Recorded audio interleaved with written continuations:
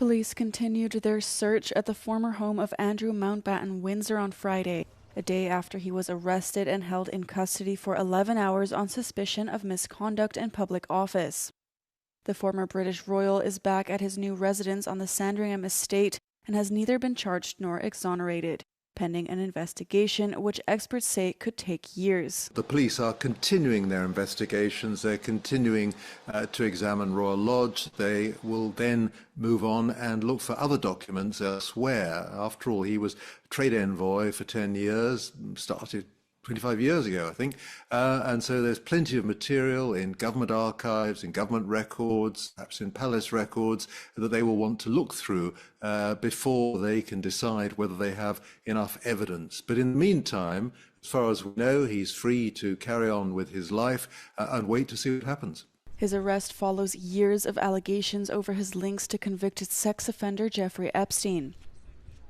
The accusation at the heart of his arrest is that Mountbatten Windsor shared confidential trade information with Epstein when he was a trade envoy for the UK.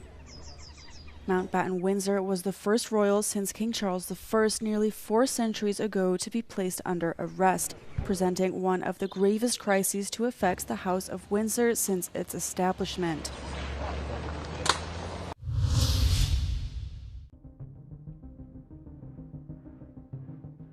Officers of the Border Guard and the National Revenue Administration dismantled an organized criminal group involved in human trafficking and money laundering in Poland. The arrest occurred after 2 escape attempts. The officers gave chase and used firearms. The escapees surrendered only after their vehicle's tires were shot out. 8 people were detained, 6 of whom have already been remanded in custody. The group had been under investigation since 2024 and consisted primarily of citizens of Ukraine, Poland, and Uzbekistan. The victims were Latin Americans, mostly Colombians, who were recruited for forced labor in Poland. The perpetrators used violence, threats, and false employment offers. Assets and funds worth over 850,000 euros were seized and 28 bank accounts were also seized. So far, 50 victims have been identified, although approximately 2,000 people were recruited.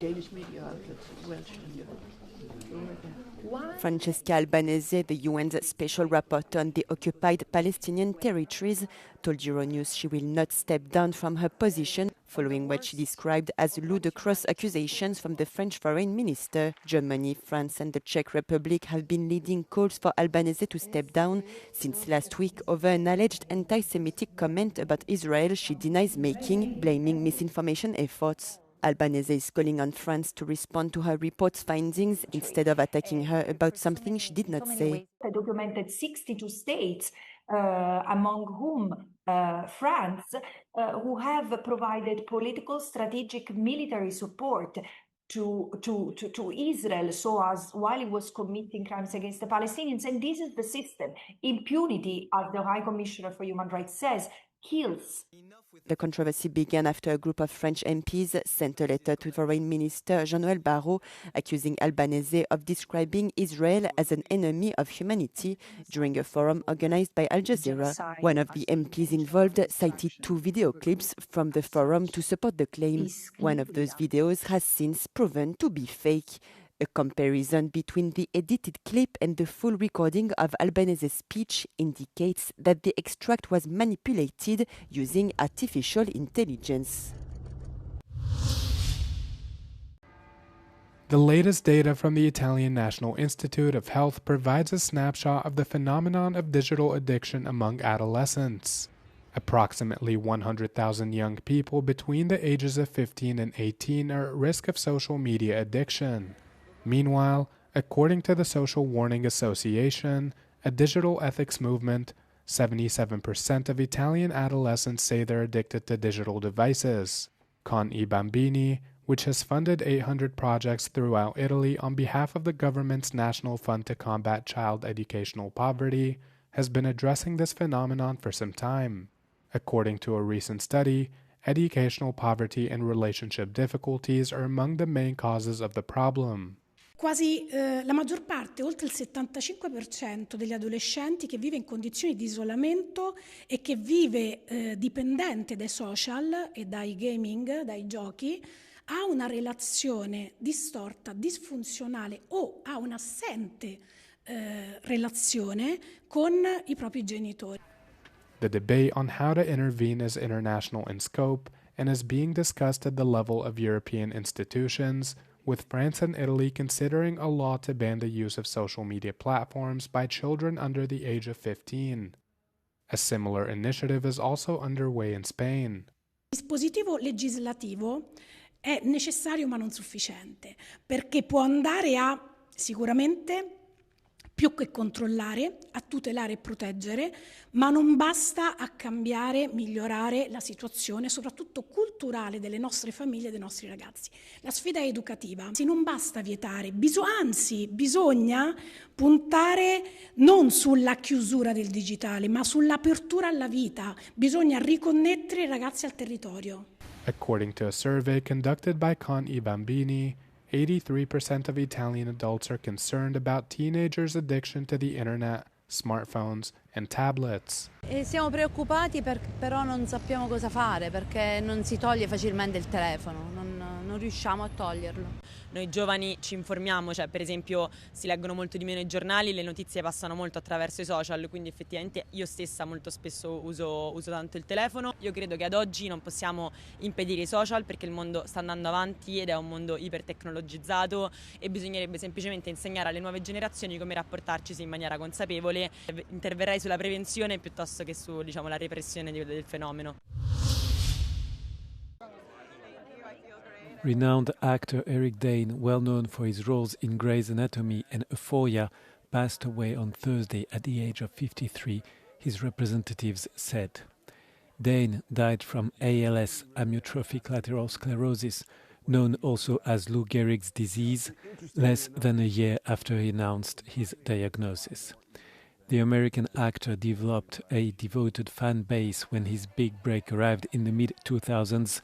He was cast as Dr. Max Sloan, aka Max Timmy, on the ABC medical drama Grey's Anatomy, a role he would play from 2006 until 2012. Born in November 1972, Dane grew up in Northern California. Last April, Dane announced he had been diagnosed with ALS, a progressive disease that attacks nerve cells controlling muscles throughout the body. He then became an advocate for ALS awareness. Barcelona's Sagrada Familia Basilica has reached its peak height. A 70-meter-high white cross now stands on top of the Tower of Jesus Christ, the church's central piece.